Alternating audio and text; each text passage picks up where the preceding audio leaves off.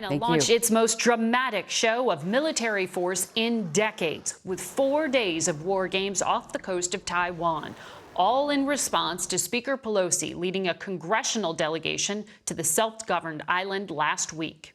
Congressman Gregory Meeks, chairman of the House Foreign Affairs Committee, was on that trip. Good morning. Good morning. Good to be with you. Well, you have been globe-trotting, but I imagine you'll soon be back in Washington to vote on this big spending bill.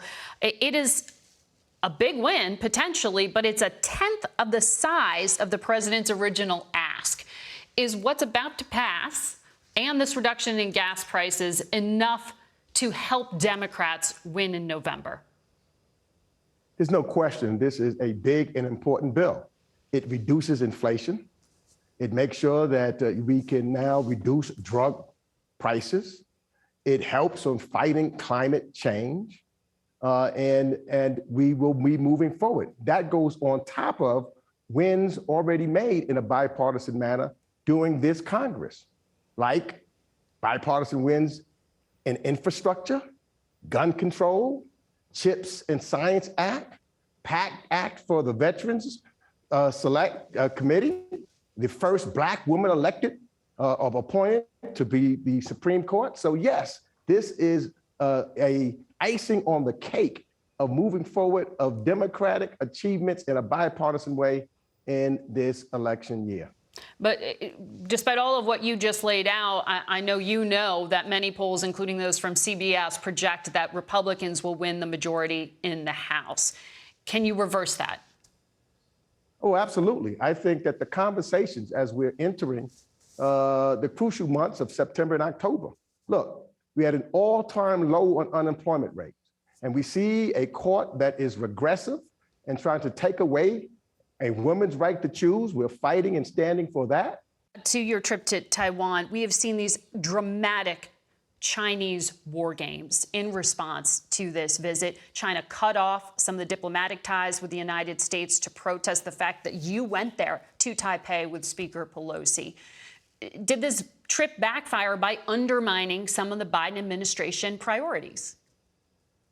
Not at all. You know, clearly the Biden administration, by his presence there and by increasing economic ties there, is something that shows that the region is very important. And President Biden understands, being a prior member of the Senate, the difference between the executive branch and the legislative branch. And so what we have to do at this time, because it's very clearly a tense moment on the Taiwan Strait, and that's why it's very important that all sides respect the status quo, which we did when we were there, and don't resort to force or to change things. And it's just as important that the United States redouble our economic, cultural, and security cooperation with Taiwan in face of Beijing's aggression.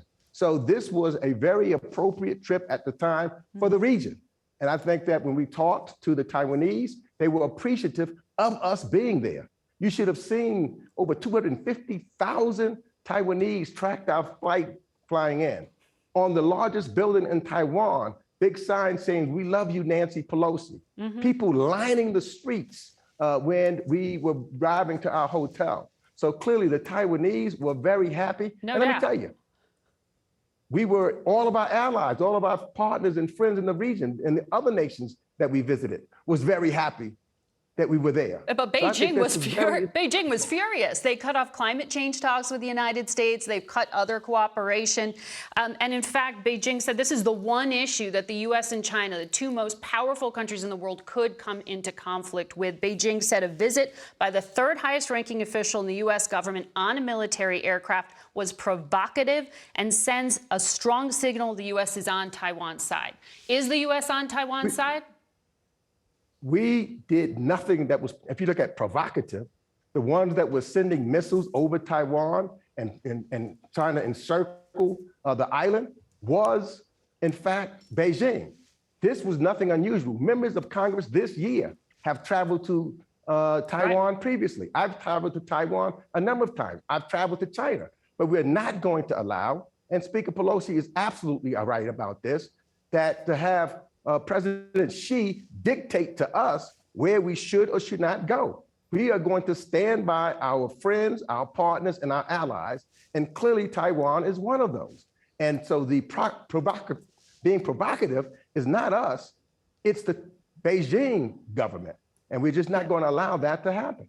But in terms of this policy for decades, it's been one of strategic ambiguity. The U.S. sells arms to Taiwan, but doesn't promise to actually defend it. Do you need to change that? Does Congress need to prepare for a Chinese invasion of Taiwan? Look, what we have done, and I think that what we have showed we will do, is to give, and we have given in that policy, defensive weapons to Taiwan. Ultimately, this should be decided by people sitting down, and not China, and not Beijing, and not Xi continue his provocative actions. It is his provocative actions that is trying to change the status quo. What we need at this time is the status quo to remain as is. And that is the best way to reduce tensions, not the provocations that are being put on by Beijing. Congressman Meeks, thank you for your time this morning.